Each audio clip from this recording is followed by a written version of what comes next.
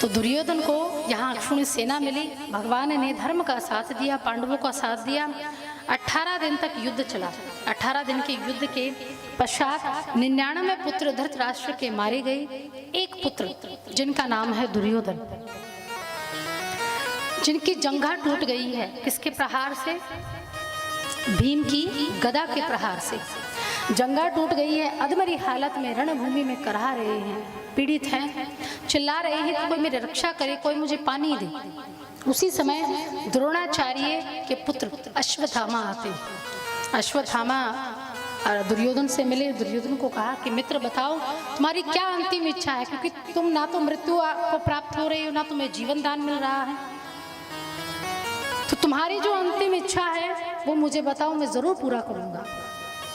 तब दुर्योधन ने कहा कि अश्वत्थामा, मुझे सबसे बड़ी पीड़ा यही है कि हम 100 थे, हम में से एक भी नहीं बचा, और वो 5 थे, उनमें से एक भी कम नहीं हुआ। ऐसा क्यों? और जब तक मैं 5 पांडवों के कटे हुए सिर नहीं देख लूंगा, तब तक मेरे मन को शांति नहीं होगी। क्या तुम ये कार्य कर सकते हो? अश्वत्थामा ने कहा, मित्र तुम आज्ञा तो दो, मैं 5 पांडवों के कटे हुए सिर लेकर तुम्हारे सामने आऊंगा। दुर्योधन ने आज्ञा दी और अश्वत्थामा उसी समय तलवार लेकर शिविर में जाते हैं पांडवों के। उस रात्रि को युद्ध को जीता था पांडवों ने, और भगवान को आभास हुआ 5 पांडवों के 5 पुत्र जो द्रौपदी से उत्पन्न हुए थे, उन 5 पुत्रों की मृत्यु का आभास हुआ। और उनकी मृत्यु का जब आभास हुआ तो भगवान 5 पांडवों को लेकर शिविर से बाहर चले गए। 5 पांडवों को लेकर शिविर से बाहर चले गए और कहा कि आज रात्रि को कोई शयन नहीं करेगा, क्योंकि हमने युद्ध को जीता है। आज हम पूरी रात्रि जश्न मनाएंगे। उत्सव मनाते मनाते उन्हीं 5 पांडवों के 5 पुत्र उन 5 सैयों पर आकर सो गए। द्रौपदी सुलाने के लिए आई, सिर पर हाथ फेरा और पुत्रों को कहा कि पुत्र सो जाओ, क्योंकि प्रातःकाल तुम्हारे पिता युधिष्ठिर राजा बनेंगे, उन्हें राजा बनाया जाएगा, कल और भी बड़ा उत्सव मनाया जाएगा। थपथपाकर द्रौपदी सुलाकर चली गई, लेकिन वो ये नहीं जानती थी कि वो उनके अंतिम पुत्रों से अपनी भेंट कर रही है। थपथपाकर चली गई। तब उसी समय अश्वत्थामा आए और तलवार से 5 पांडवों के पुत्रों के सिर काटकर थाल में सजाकर लौट गए। पूरा कक्ष लहू से लहूलुहान हो गया, रक्त की धारा बहने लगी, वस्त्र रक्त से अस्त व्यस्त हो गए। उसी समय द्रौपदी जब अपने पुत्रों को देखने के लिए आई और द्रौपदी ने देखा कि मेरे पुत्रों के जो देह है वो सिर विहीन है, विलाप करने लगी, छाती पीटने लगी कि हाय मेरे पुत्र मारे गए, मेरे पुत्र मारे गए, मेरे पुत्र मारे गए। उधर अश्वत्थामा थाल में सजाकर पुत्रों के जब सिर को लेकर गया, दुर्योधन के सामने रखा। दुर्योधन प्रसन्न हो गया कि जो काम हम 99 पुत्र नहीं कर पाए, आज वो काम मेरे मित्र अश्वत्थामा ने कर दिया। धन्य है अश्वत्थामा, तो धन्य है। अश्वत्थामा को कहा कि अश्वत्थामा एक काम करो, जिसने मेरे जंगा तोड़ी है मुझे उसी का सिर दो। किसका? भीम का। अश्वत्थामा भीम का सिर दिया और दुर्योधन जब दोनों हाथों से भीम के सिर को फोड़ने लगे तो तुरंत फूट गया। क्यों? क्योंकि बच्चे का सिर था। अब भीम का इतनी आसानी से टूटने वाला नहीं था। भीम के ही पुत्र का सिर दिया गया तो तुरंत कचरे की भांति फूट गया। दुर्योधन ने कहा अश्वत्थामा ये भीम का सिर नहीं था। जब थाल को हटाकर देखा तो 5 पांडवों के पुत्र जिनकी ज्यादा अवस्था नहीं थी, बाल्यावस्था थी। दुर्योधन जोर जोर से रोने लगी और रुदन करते करते कहा कि अश्वत्थामा धिक्कार है तेरे जीवन को, धिक्कार है तेरे बाहुबल को, धिक्कार है तेरे ज्ञान को। तुझे लज्जा नहीं आई कि तूने 5 पांडवों के पुत्र उनके सिर काटकर तुम थाल में सजाकर मेरे सामने ले आए? तुम्हें लज्जा आनी चाहिए थी। अश्वत्थामा ने कहा दुर्योधन मुझे ज्ञात नहीं था कि ये उनके पुत्र हैं। दुर्योधन ने कहा, अर्जुन, अश्वत्थामा, अब तो तुमने मुझे इस योग्य भी नहीं छोड़ा कि कोई आने वाले समय में हमें भोजन भी दे पाए, जल भी दे पाए। ये आखिरी वंश थे, अब ये समाप्त हो गए हैं, तो अब हमारा श्राद्ध तर्पण नहीं हो पाएगा। कौन करेगा श्राद्ध तर्पण? और ये बात कहते ही दुर्योधन की मृत्यु हो गई। दुर्योधन की मृत्यु हुई। अश्वत्थामा को पता चला कि जब अर्जुन को पता चलेगा तो मुझे जिंदा नहीं छोड़ेगा। पांडवों महाभारत के युद्ध में दो पात्र ऐसे हैं जिनके पास ब्रह्मास्त्र है। एक तो अर्जुन के पास था और दूसरा अश्वत्थामा के पास था। अश्वत्थामा जो कि द्रोणाचार्य के ही पुत्र हैं, गुरु पुत्र हैं और ब्राह्मण हैं।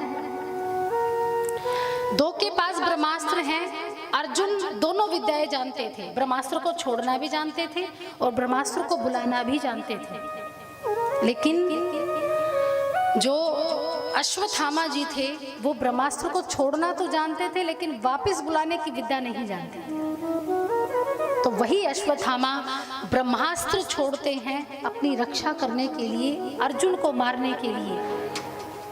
लेकिन उसी समय भगवान की माया से जो अर्जुन का ब्रह्मास्त्र उसके मुख से मुड़कर कहाँ चला गया? उत्तरा के गर्भ की ओर चला गया। उधर जब द्रौपदी अपने सिर विहीन देह को, पुत्रों की देह को देखती है तो विलाप करने लगती है। अर्जुन देखते हैं कि किसने ये कार्य किया, तो अश्वत्थामा के पीछे दौड़े और अश्वत्थामा को केशों से बंदी बनाकर रस्सी से बांधकर पशुओं की भांति लेकर आए और द्रौपदी के सामने कहा, द्रौपदी तुम इसे मृत्यु दंड दो। लेकिन द्रौपदी ने अश्वत्थामा को मुक्त कर दिया और अर्जुन को कहा कि नाथ, आप भूल गए कि ये कौन है? ये आपके गुरु पुत्र हैं और जितना गुरु वंदनीय है उतना ही वंदनीय उसका पुत्र है। उसने आपको विद्या दी है। जो आप धनुर्धर कहे जाते हैं, आप गांडीवधारी कहे जाते हैं, तो अपने गुरु के कारण ही कहे जाते हैं। आप इसे छोड़ दीजिए। तब भगवान इशारा करते हैं कि ब्राह्मण को मारना तो शास्त्रों में गलत है लेकिन उसे दंडित करना जरूरी है। जो उसने गलत कार्य किया है उसको ये ज्ञात होगा कि वो आगे भविष्य में ना करे, तो इसलिए इसका अपमान कर दो। अर्जुन ने कहा कैसे किया जाए? बोले ब्राह्मण को अपनी शिखा बड़ी प्रिय होती है। ब्राह्मण को अपनी शिखा यानी चोटी बड़ी प्रिय होती है। इसकी शिखा को काट दो और उसके मस्तक पर जो दिव्य मणि है उसे छीन लो, इसका अपमान होगा। तब उसी समय अर्जुन ने अश्वत्थामा की शिखा को काट दिया और उसके मस्तक पर जो मणि थी उसको निकाल दिया और अश्वत्थामा को धक्के मारकर शिविर से बाहर कर दिया। अश्वत्थामा जो कि ब्रह्मास्त्र छोड़ चुके थे और उसी ब्रह्मास्त्र का मुख अब कहाँ जाने वाला है? उत्तरा के गर्भ। उत्तरा कौन है? उत्तरा अभिमन्यु की पत्नी है और अभिमन्यु सुभद्रा पुत्र है और सुभद्रा भगवान श्री कृष्ण की बहन है। सुभद्रा भगवान श्री कृष्ण की बहन सुभद्रा का विवाह हुआ था अर्जुन से और इनके यहाँ एक पुत्र हुआ जिनका नाम है अभिमन्यु और अभिमन्यु का विवाह हुआ उत्तरा से और उत्तरा के गर्भ में ही एक छोटे से शिशु थे जिनका नाम था परीक्षित जी महाराज, जो पांडवों के आखिरी वंशज रहे थे। उत्तरा को जब पता चला कि ब्रह्मास्त्र मेरे गर्भ को समाप्त कर देगा तो दौड़ी दौड़ी भगवान के चरणों में आई। भगवान ने सिर पर हाथ फेरा, उत्तरा को पूछा कि उत्तरा किस बात की चिंता है? उत्तरा ने कहा कि नाथ प्रभु, ये ब्रह्मास्त्र मेरे गर्भ को समाप्त कर देगा। ये पांडवों का आखिरी वंश है। इस वंश को बनाए रखने के लिए, कुरु वंश को बनाए रखने के लिए मैं इस पुत्र को जन्म देना चाहती हूँ। तब वही उत्तरा जब विलाप करने लगी, रोने लगी, तब उसी समय भगवान उत्तरा को कहते हैं कि उत्तरा, मैं तेरे गर्भ में तेरे पुत्र की रक्षा करूंगा लेकिन माँ का भाव लेकर आओ। जब तुम माँ का भाव लेकर आओगी तब मैं तेरे गर्भ में प्रवेश करूंगा। उत्तरा ने आंखें बंद की और कहा पुत्र, और पुत्र कहते ही भगवान अंगुष्ठा अवतार लेकर उत्तरा के गर्भ में प्रवेश कर गए। और उत्तरा के गर्भ में छोटे से परीक्षित महाराज, बाल स्वरूप। जहां बच्चा गर्भ में आंखें नहीं खोलता, लेकिन भगवान जब अवतार लेकर गर्भ में आए तो परीक्षित महाराज ने आंखें खोल ली। निरंतर भगवान की छवि को देखा और छवि को देखते ही निहाल हो गए आज राजा परीक्षित। अद्भुत छवि, सिर पर रत्न जड़ित मुकुट, अधर में मुरली, कानों में कुंडल, गले में वैजंती माला, कमर में पटका, अद्भुत सौंदर्य भगवान का देखा तो आज परीक्षित का जीवन धन्य हो गया। गर्भ में ही परीक्षित महाराज की आंखों में आंसू आ गए कि प्रभु, जो गर्भ में दर्शन दिए हैं, क्या बाहर आने के बाद भी ये दर्शन दोगे? क्या ये छवि का दर्शन मुझे सदैव ऐसे ही होता रहेगा? इसलिए कहते हैं कि भागवत महापुराण का वक्ता भी श्रेष्ठ है और भागवत महापुराण का श्रोता भी श्रेष्ठ है। दोनों में समानता क्या है? वक्ता ने जन्म लेने के बाद भगवान का दर्शन किया, लेकिन यहाँ श्रोता ने गर्भ में ही भगवान को प्राप्त कर लिया। तो अद्भुत है ये उत्तरा का गर्भ, अद्भुत है ये उत्तरा का गर्भ कि जिसमें भगवान और भक्त दोनों पल रहे हैं।